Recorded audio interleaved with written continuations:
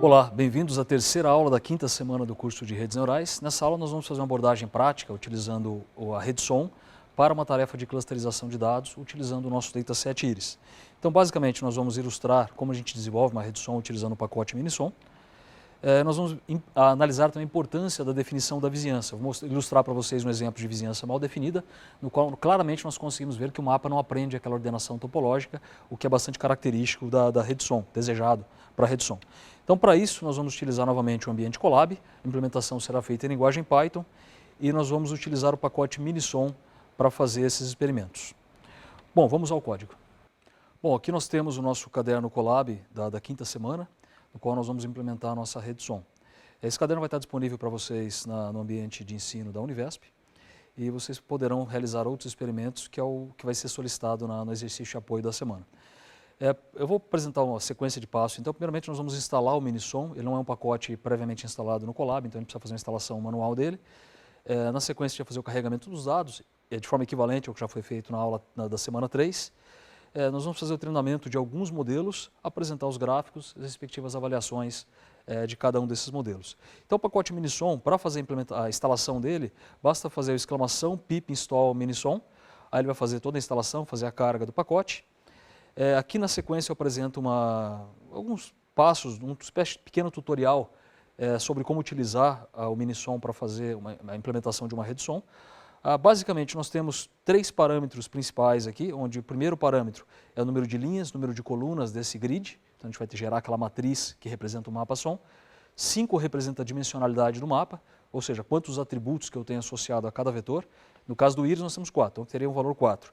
E o sigma, que também é um valor muito importante, como já foi comentado várias vezes, que vai definir para a gente o tamanho dessa vizinhança. Além disso, nós podemos definir diversos outros parâmetros, como vocês podem ver aqui no link do pacote Minisom.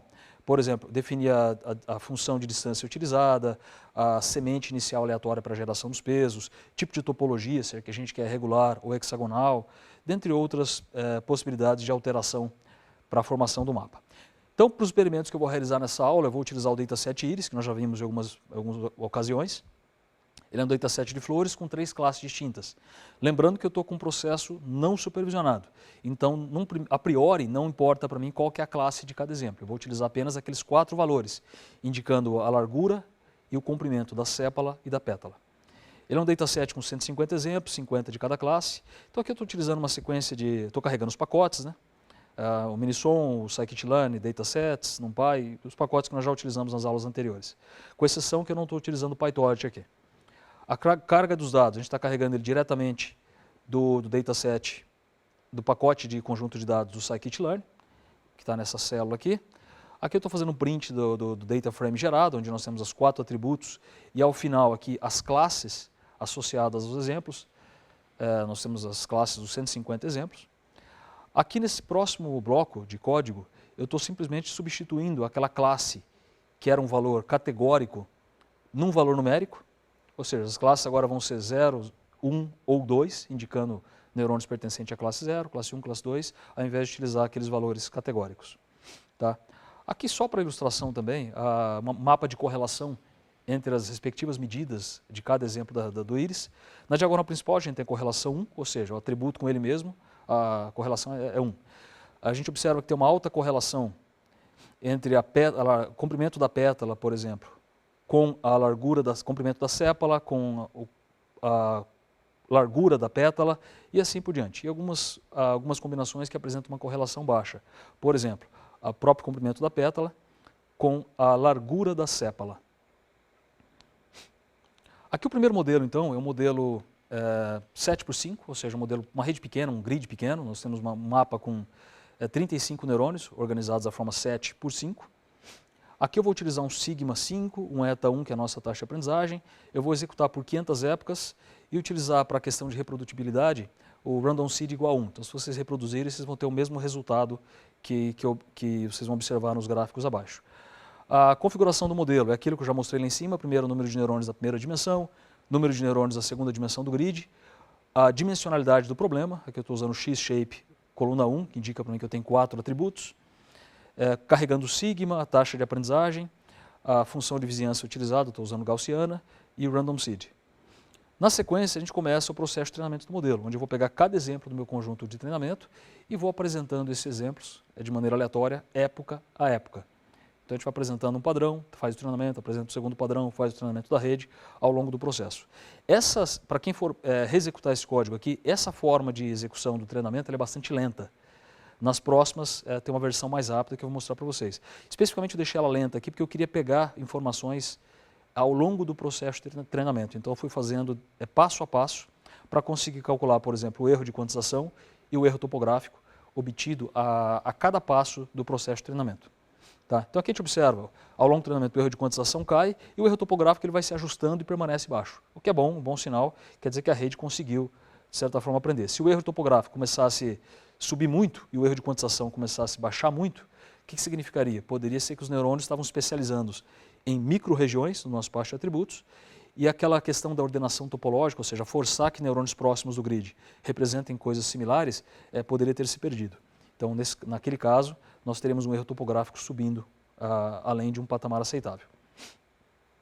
Aqui algumas medidas, só para mostrar, o erro de quantização foi 0,27, o erro topográfico foi 0,08. O que é importante destacar aqui?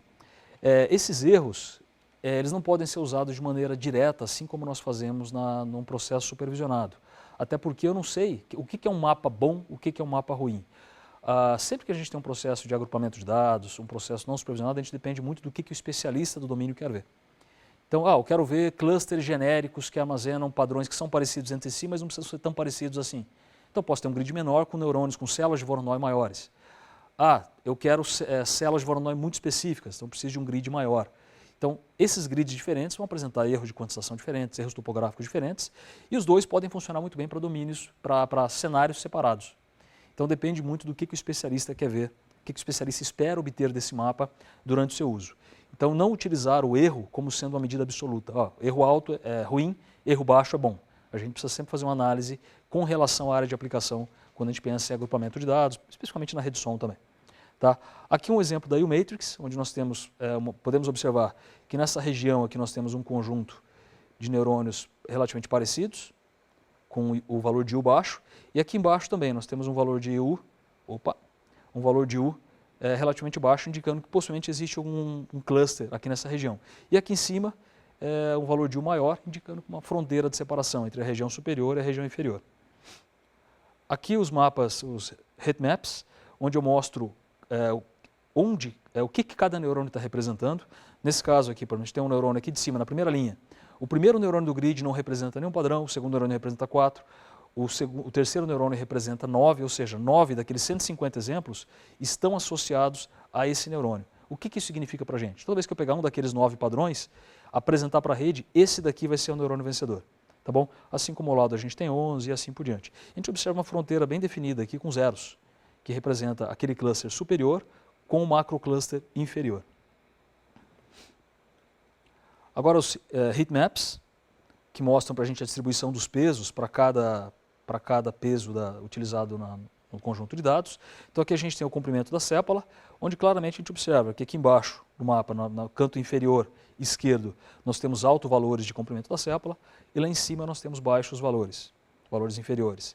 A mesma coisa para a largura da sépala, nós temos na região superior central, superior esquerda, valores maiores da largura da sépala, e na região inferior direita nós temos valores menores para essa largura. E a mesma coisa para os demais atributos, ou seja, a gente consegue visualizar como que esses dados, como que esses pesos estão distribuídos pelo mapa. Por que isso aqui é importante? Se eu quiser obter exemplos ou gerar novos exemplos que tenham uma característica específica, eu posso buscar numa posição específica desse mapa por exemplos compatíveis com aquela característica desejada. Tá? Aqui pela largura da pétala, para finalizar. E aqui na sequência eu vou apresentar um gráfico mostrando a distribuição das classes. Lembrando que é um processo não supervisionado, mas agora eu estou utilizando a informação do rótulo para ver como que essas classes ficaram distribuídas no mapa. Então aqui em cima, naquele cluster isolado, nós temos exemplos da classe 1, ou seja, todos esses neurônios aqui estão associados a exemplos da classe 1. Nós sabemos do dataset Iris que a classe 1 é um cluster bem isolado mesmo. Aqui embaixo nós temos uma mesclagem, não existe uma região de baixa densidade igual nós temos aqui em cima. Então todos os exemplos que estão associados a 2 são neurônios que representam exemplos da classe 2. todos os neurônios associados à classe 3 são neurônios que representam exemplos da classe 3. O que a gente pode observar? Tem alguns pontos aqui, por exemplo, na quinta linha, segunda coluna, nós temos uma sobreposição de 3 com 2. Ou seja, esse neurônio ele representa tanto os exemplos da classe 2 quanto exemplos da classe 3. Então ele é um neurônio que está na interface dessas duas classes, representando esse grande macrocluster que associa essas duas nuvens de pontos, tanto classe 2 quanto classe 3. Aqui uma outra forma de a gente visualizar a mesma coisa, só que agora com pontinhos, fica visualmente mais fácil a gente observar o que está acontecendo. Aqui do lado esquerdo nós teríamos aqueles pontos representando a classe 1. Aqui no meio, para a direita, nós temos os pontos representando a classe 2 e a classe 3. E claramente a gente pode observar que algumas células possuem exemplos de duas cores distintas. Ou seja, aquelas células, aqueles neurônios que representam tanto os padrões da classe 2 quanto da classe 3. Tá? E aqui uma terceira forma de a gente representar a mesma coisa, como que os neurônios estão representando as suas respectivas classes. Então, de novo, nós temos na parte superior aqui os neurônios representando apenas a classe 1, alguns neurônios representando só a classe 2, alguns neurônios representando só a classe 3 e alguns neurônios na interface da classe 2 com a classe 3. O que é um resultado interessante também, porque a gente observa claramente dois macroclusters e dentro desse cluster de baixo a gente consegue observar uma certa divisão entre exemplos da classe 1 e exemplos da classe 2 que estão contidas dentro desse mesmo grande cluster. Aqui eu vou aumentar o tamanho do mapa para uma rede agora de 30 por 20 neurônios. Então uma rede já bem maior, vou utilizar um sigma maior como consequência e vou treinar por 5.000 épocas. Aqui nessa fase de treinamento agora, o que eu estou fazendo? Eu estou definindo a rede som, como nós vimos lá atrás, e eu estou simplesmente chamando o som random weights init para iniciar os valores e treinando a rede som de forma randômica, de forma aleatória, por épocas definida por essa variável épocas aqui. Ou seja, esse processo de treinamento eu não estou fazendo aquele loop, iterando padrão a padrão, exemplo a exemplo, para coletar aquelas informações do erro topográfico e do erro de quantização. Eu estou fazendo um treinamento direto da nossa tela, do nosso exemplo. Tá bom? Então esse processo de treinamento ele é bem mais rápido. Se a gente quiser só ver o mapa final, isso aqui treina de maneira instantânea para esse mapa, para esse conjunto de dados utilizado. Então aqui nós temos de novo um erro de quantização 0.26, aproximadamente 0.27, e um erro topográfico bem pequeno, 0.02. Quando nós plotamos aí o matrix, a gente claramente consegue observar aquela presença dos dois grandes clusters. O cluster superior, que a gente já sabe que ele vai representar a classe 1, e esse cluster aqui de baixo, que vai representar para a gente as classes 2 e classe 3. Tá bom? Os heatmaps indicando, aqui a gente observa que a distribuição já foi bem mais esparsa, ou seja, eu tenho pontos, vários neurônios aqui em cima representando exemplos da classe 1, com um neurônio aqui representando 4 exemplos, a maioria dos neurônios representando apenas um exemplo, cada um, ou seja, os neurônios estão mais especializados em exemplos específicos. Então, como eu comentei, de acordo com a necessidade do especialista, esse mapa pode ser melhor que o anterior. Ou se eu quero algo mais genérico, o mapa de cima é melhor que esse. Então depende muito do que a gente quer fazer com esse mapa. Tá bom? Aqui a mesma coisa, os mapas os heatmaps, mostrando a distribuição dos pesos na rede. Então aqui a gente já consegue ver uma estrutura mais homogênea, mais interessante do ponto de vista visual, né? Indicando que aqui embaixo, no canto inferior direito, nós temos altos valores de largura comprimento da sépala, e lá no canto superior esquerdo, nós temos valores inferiores. É importante destacar que, de acordo com a condição inicial aleatória da rede, nós podemos ter diversas configurações desse mapa. O que é importante? Independente se aquela região com menor comprimento de sépala está em cima, está no meio, está para a esquerda, para a direita, é importante que a gente observe esse degradê, mostrando que o mapa é suave com relação aos atributos considerados. Tá? Aqui um outro mapa mostrando a largura da sépala, um outro mapa mostrando o comprimento da sépala, a mesma coisa, a distribuição menor em cima, maior embaixo. E por fim aqui a largura da pétala, também menor em cima e maior nessa região aqui inferior direita.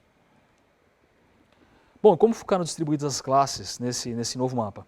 Novamente a gente observa exemplos da classe 1 distribuídos na parte de cima, naquele macrocluster superior, e exemplos da classe 2 e 3 distribuídos aqui nesse cluster de baixo. E a gente claramente também observa que tem mais exemplos da classe 2 na parte superior desse cluster inferior, e mais exemplos da classe 3 na parte inferior. E entre as duas classes, dentro desse mesmo macrocluster, a gente tem aqueles neurônios que estão mapeando tanto exemplos da classe 2 quanto exemplos da classe 3. Aqui aquela outra visualização, onde a gente consegue observar a mesma coisa, exemplos da classe 1 bem isolados, exemplos da classe 2 e 3, relativamente isolados, com uma leve intersecção na parte central, onde eu tenho neurônios que representam exemplos de ambas as classes. Agora, eu vou mostrar para vocês o que aconteceria se eu configurasse um sigma errado. Lembrando que o sigma é um dos hiperparâmetros do nosso modelo, tá? Então eu preciso configurar de maneira empírica, de acordo com o tipo de dado que eu tenho, de acordo com o tamanho do mapa. Então aqui eu estou colocando o mesmo mapa que eu tinha lá em cima, 30 por 20, só que agora utilizando um sigma pequeno, ou seja, eu vou atualizar apenas o neurônio vencedor e uma pequena vizinhança ao redor desse neurônio. Eu não vou atualizar uma região grande do mapa e com isso eu já espero que ocorra ou não ocorra a ordenação topológica do mapa, ou seja, o mapa não vai ficar bem distribuído. Se a gente analisar o erro topográfico dele, seria um erro topográfico maior, porque eu posso ter exemplos, neurônios bastante distantes que representam coisas parecidas. Então aqui eu estou seguindo o mesmo procedimento lá de cima.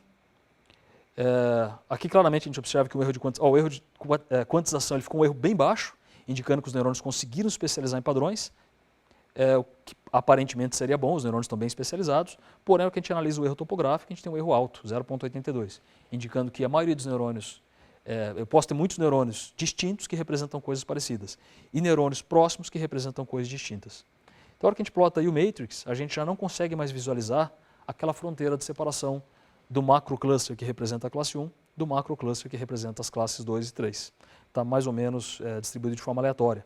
Por quê? Porque cada região do mapa ela foi treinada de maneira quase que independente.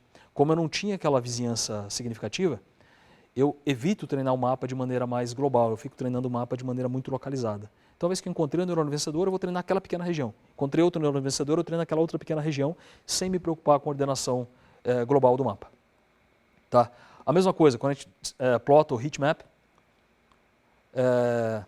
a gente observa que os exemplos da classe 1, classe 2, classe 3 estão totalmente distribuídos ao longo do mapa, o que não é interessante também. Ou seja, eu não consegui organizar o mapa em clusters, que é o objetivo nosso da rede som. Tá?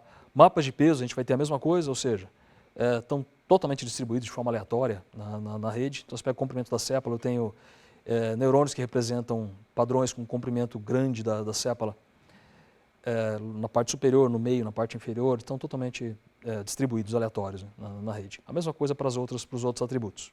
Ou seja, é um mapa que claramente não ficou bem definido. Então, tanto utilizando o erro de quantização, quanto o erro topográfico, quanto as medidas, esses mapas visuais, a gente consegue ter uma ideia, uma boa ideia, se o mapa foi bem formado ou não. E analisando, por fim, aqui a distribuição das classes, a gente consegue observar que não existe uma separação bem definida da classe 1 para a classe 2 e 3. Está tudo misturado, como é esperado, né? O mapa ele não sofreu aquela ordenação topológica. Aqui a mesma coisa com aquela segunda visualização, ou seja, os pontos estão distribuídos de maneira aleatória dentro dos neurônios também. Bom, o que é para vocês fazerem como exercício de apoio da semana? Primeiro, vamos pegar esse código, vamos gerar rede som com outras topologias, aumenta a topologia, diminui a topologia, testa com diferentes parâmetros.